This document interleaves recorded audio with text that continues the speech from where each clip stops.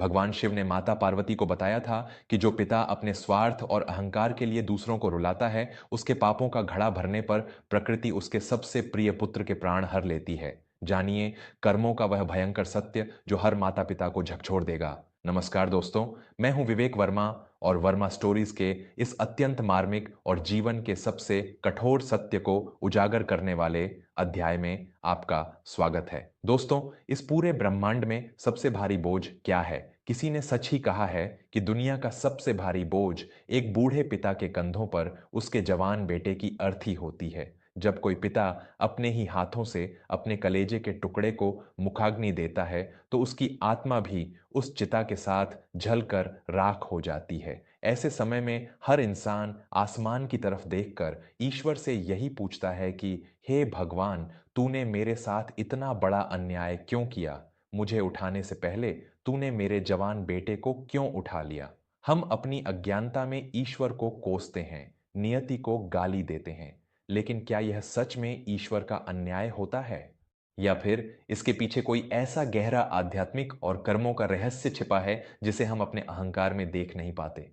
शिव पुराण और अन्य शास्त्रों में एक बहुत ही अद्भुत प्रसंग आता है, जहां माता पार्वती ने स्वयं भगवान शिव से यही प्रश्न पूछा था कि हे महादेव, ऐसा कौन सा पाप है जिसके कारण एक पिता को अपने जवान पुत्र की मृत्यु का शोक देखना पड़ता है? भगवान शिव ने इसका जो उत्तर दिया था, वह आज के इस भौतिकवादी और पैसों के पीछे भागते समाज के लिए एक बहुत बड़ी चेतावनी है। आज की यह कहानी आपको शिव के उसी रहस्य से परिचित कराएगी।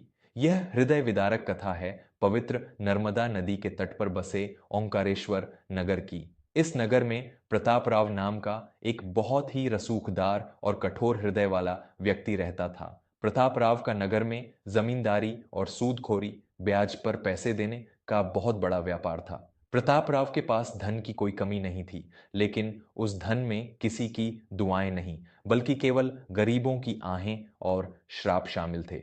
उसकी पत्नी सावित्री एक अत्यंत धर्म कर्म को मानने वाली स्त्री थी, जो अक्सर अपने पति को उनके क्रूर कर्मों के प्रति सचेत करती थी। प्रताप राव का एक ही पुत्र था, वेदांत।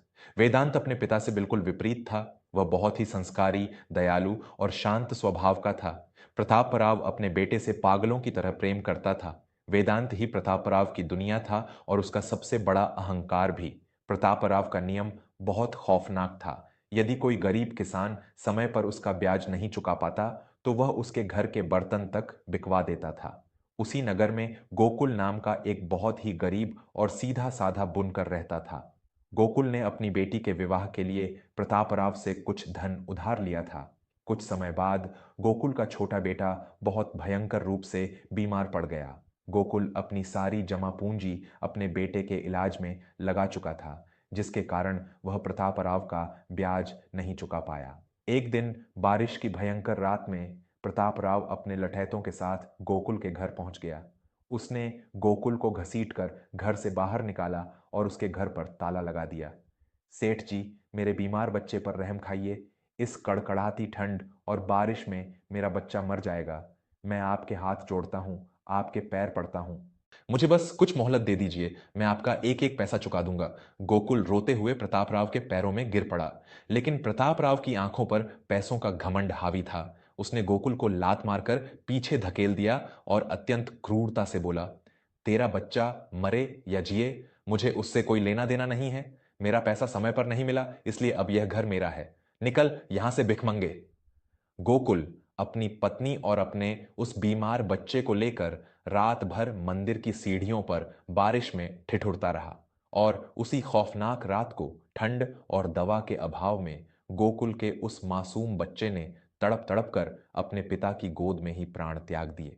जब गोकुल अपने मरे हुए बच्चे को लेकर प्रताप राव की हवेली के बाहर से गुजरा, तो उसकी आंखों में आंसू नहीं, बल्कि एक भयंकर ज्वाला थी। उसने हवेली की तरफ देखकर कहा, प्रताप राव, तूने पैसों के घमंड में एक मजबूर बाप की गोद सूनी की है।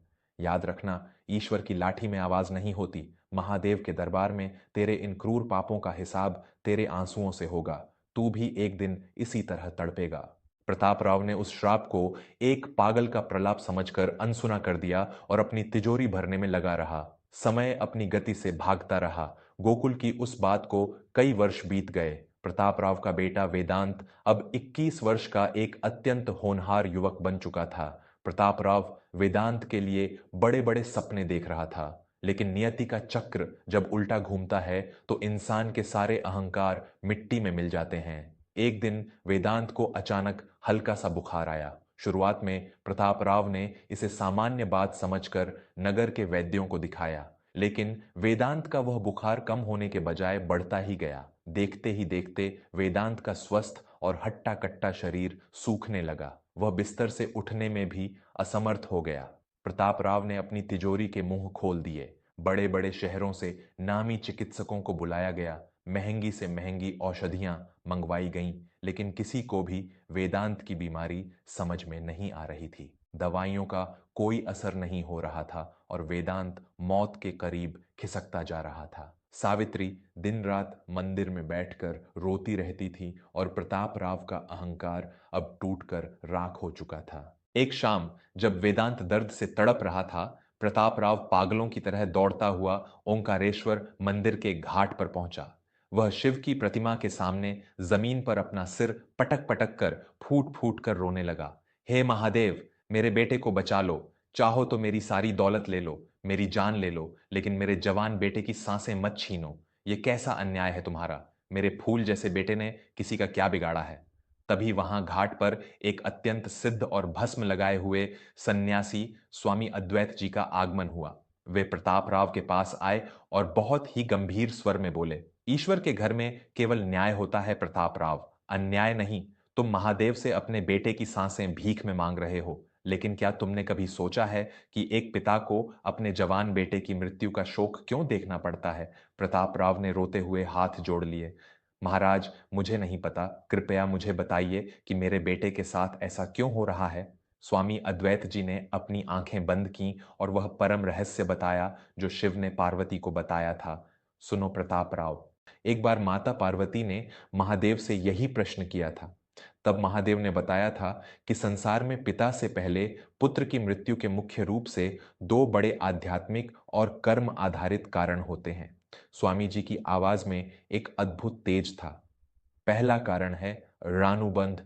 शिव कहते हैं कि कई बार कोई आत्मा तुम्हारे घर में पुत्र बनकर केवल इसलिए जन्म लेती है क्योंकि पिछले जन्म में तुमने उसका कोई बहुत बड़ा कर्जा लिया होता है या उसे बहुत सताया होता है।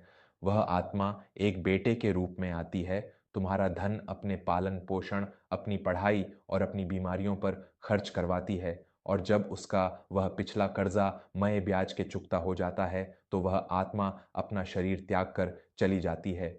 ऐसे पुत्र की आयु उतनी ही होती है जितना उसका कर्जा होता है। प्रतापराव ध्यान से सुन रहा था। उसके आंसुओं की धार रुक नहीं रही थी। और दूसरा कारण, स्वामी जी की आवाज अब कठोर हो गई, दूसरा कारण है पिता के घोर और क्रूर पाप।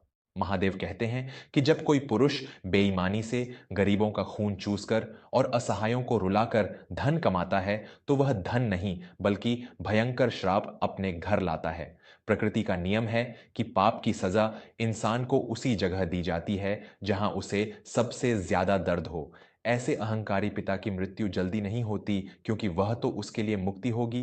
प्रकृति ऐसे पिता को सजा देने के लिए उसके पापों का पूरा भार उसके सबसे प्रिय, उसके प्राणों से प्यारे पुत्र पर डाल देती है। पिता के वो भयानक पाप, उस घर में कमाए गए उस बेईमानी के धन की वह नकारात्मक ऊर्जा उस मासूम बेटे की आयु को अंदर ही अंदर दीमक की तरह चाट जाती है। प्रतापराव का पूरा शरीर कांपने लगा। उसे स्वामी जी के शब्दों में गोकुल का वह श्राप गूंजता हुआ सुनाई देने लगा। स्वामी अद्वैत जी ने प्रतापराव की आंखों में देखते हुए कहा, तुम्हारे पापों की अग्नि इतनी भयंकर है प्रतापराव कि वह तुम्हारे बेटे की जीवन रेखा को जला चुकी है। याद करो वह रात जब तुमने पैसों के घमंड में गोकुल के बीमार बच्चे को बारिश में मरने के लिए छोड़ दिया था। तुमने एक बाप की आंखों से जो खून के आंसू गिराए थे, आज वही आंसू तुम्हारे घर में काल बनकर प्रवेश कर चुके हैं। तुम्हारे घर से तुम्हारा बेटा नहीं जा रहा है प्रताप राव, तुम्हारे घर से गोकुल के उस मरे हुए बच्चे का श्राप अपना हिसाब पूरा कर रहा है। यह सत्य सुनकर प्रताप राव जमीन पर धड़ाम से गिर पड़ा। उसे एहसास हो गया कि उसका कमाया हुआ सारा धन, उसकी सारी जमीनें आज कितनी खोखली और व्यर्थ थीं। वह धन आज उसके बेटे की एक सांस भी नहीं खरीद सकता था। प्रतापराव वहां से पागलों की तरह उठा और दौड़ता हुआ गोकुल की उस टूटी हुई झोपड़ी में पहुंचा, जहां गोकुल आज भी गरीबी में जी रहा था। प्रताप राव गोकुल के पैरों में गिर पड़ा और जोर जोर से रोने लगा। गोकुल भाई, मुझे क्षमा कर दो, मैं अंधा हो गया था, मेरा अहंकार आज टूट गया है, मेरे बेटे की सांसें टूट रही हैं। गोकुल, तुम मेरी सारी दौलत ले लो, मेरी सारी जमीनें ले लो, मुझे सड़क का भिखारी बना दो, लेकिन अपने उन आंसुओं का श्राप वापस ले लो भाई, मेरे बेटे को बचा लो। प्रताप राव ने अपनी तिजोरी की सारी चाबियां और अपनी संपत्तियों के कागजात गोकुल के पैरों में रख दिए। गोकुल एक अत्यंत नेक इंसान था। प्रताप राव की यह दुर्दशा देखकर उसका हृदय भी पसीज गया। उसने प्रताप राव को उठाते हुए कहा, सेठ जी, श्राप मैंने नहीं दिया था, श्राप तो आपके कर्मों ने दिया था। मैं आपके बेटे के लिए प्रार्थना करूंगा। आप यह सब समेट लीजिए, मुझे अब इस धन की कोई आवश्यकता नहीं है। प्रताप राव दौड़कर वापस अपनी हवेली आया। लेकिन दोस्तों, गरुड़ पुराण और शिव पुराण का वह अटल नियम है कि कर्मों का फल तो हर हाल में भोगना ही पड़ता है। जब बाण कमान से निकल जाता है तो वह अपना लक्ष्य भेद कर ही शांत होता है। जब प्रताप राव वेदांत के कमरे में पहुंचा तो वेदांत की सांसें उखड़ रही थीं। सावित्री पास बैठी रो रही थी। वेदांत ने बड़ी मुश्किल से अपनी आंखें खोलीं और अपने पिता का हाथ पकड़ लिया। उसके चेहरे पर कोई डर नहीं था, बल्कि एक अजीब सी शांति थी। पिताजी, रोइए मत, मेरे हिस्से का जीवन बस इतना ही था। मेरा और आपका ऋणानुबंध अब पूरा हो गया है। लेकिन पिताजी, मेरे जाने के बाद किसी और की आंखों में आंसू मत आने दीजिएगा। इस धन से किसी के घाव भरिएगा, किसी को घाव दीजिएगा मत। यह कहते हुए वेदांत ने एक लंबी सांस ली और उसकी आंखें हमेशा के लिए बंद हो गईं। प्रताप राव के सीने से एक ऐसी चीख निकली जिसने पूरी हवेली को हिलाकर रख दिया। वह अपने मरे हुए बेटे के सीने पर सिर रखकर फूट फूट कर रो रहा था। प्रकृति ने प्रताप राव को दुनिया की सबसे कठोर सजा दे दी थी, लेकिन वेदांत की मृत्यु ने प्रताप राव के जीवन को पूरी तरह से बदल दिया। अपने बेटे का अंतिम संस्कार करने के बाद प्रताप राव ने अपने उस व्यापार और उस अहंकार को हमेशा के लिए त्याग दिया। उसने अपनी उस विशाल हवेली को एक अनाथालय और मुफ्त औषधालय अस्पताल में बदल दिया। अपनी सारी दौलत उसने उन गरीबों और असहायों के इलाज के लिए लगा दी जिनका वह कभी खून चूसा करता था। आज प्रताप राव नगर के सबसे बड़े सेठ नहीं, बल्कि सबसे बड़े सेवक बन चुके हैं। वे रोज उन अनाथ बच्चों को खाना खिलाते हैं और उनके चेहरों में अपने वेदांत की मुस्कान तलाशते हैं। उनका जीवन अब एक पश्चाताप की अग्नि में तपकर कुंदन बन चुका है। दोस्तों, जीवन में इंसान धन कमाने के लिए, रुतबा हासिल करने के लिए कई बार सही और गलत का फर्क भूल जाता है। इंसान सोचता है कि वह अपने बच्चों के लिए धन इकट्ठा कर रहा है, लेकिन यदि वह धन किसी का दिल दुखाकर, किसी का हक मारकर या किसी को रुलाकर कमाया गया है, तो वह धन आपके बच्चों के लिए सुख नहीं, बल्कि विनाश का कारण बनता है। आपके कर्मों की छाया आपके बच्चों पर सबसे पहले पड़ती है। इसलिए जीवन में चाहे थोड़ा कम कमाएं, रूखी सूखी खाएं, लेकिन कभी भी अपने स्वार्थ के लिए किसी असहाय को आंसू मत दीजिएगा, क्योंकि जब ईश्वर का न्याय होता है तो इंसान के पास पश्चाताप के अलावा कुछ नहीं बचता। आपको आज का यह प्रसंग कैसा लगा, हमें अपने विचार जरूर बताइएगा।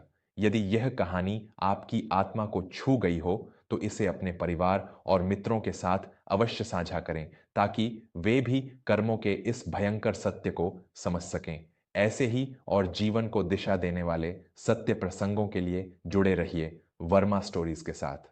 हमेशा सत्य के मार्ग पर चलें, अपना और अपने परिवार का खूब ख्याल रखें।